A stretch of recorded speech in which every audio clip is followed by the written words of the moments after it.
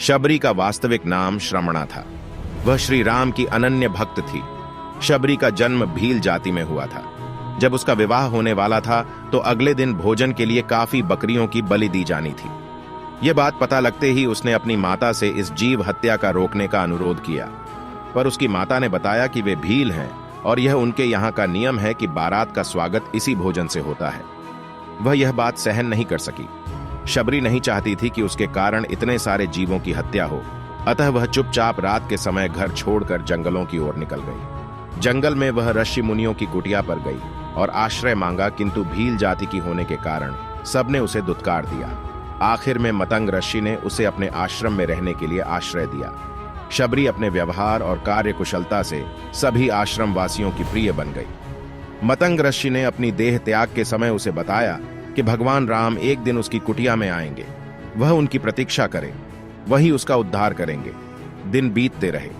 शबरी रोज सारे मार्ग और कुटिया की सफाई करती और प्रभु राम की प्रतीक्षा करती। ऐसे करते करते वह बूढ़ी हो चली, पर प्रतीक्षा करना नहीं छोड़ी, क्योंकि गुरु के वचन जो थे।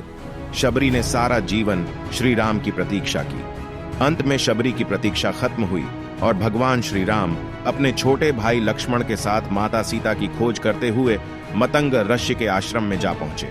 शबरी ने उन्हें पहचान लिया। उसने प्रभु श्री रामचंद्र जी का आदर सत्कार किया। शबरी भागकर कंदमूल लेकर आई।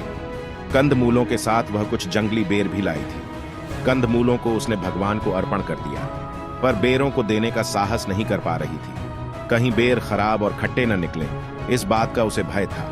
उसने बेरों को छकना आरंभ कर दिया।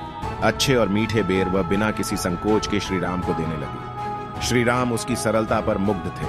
उन्होंने बड़े प्रेम से झूठे बेर खाए। शबरी के झूठे बेर श्री राम को खाते देख लक्ष्मण को बहुत आश्चर्य हुआ, परंतु श्री राम शबरी की भक्ति और सरलता पर पूर्ण रूप से मुग्ध थे। श्री राम की कृपा से शबरी का उसी समय उद्धार हो गया।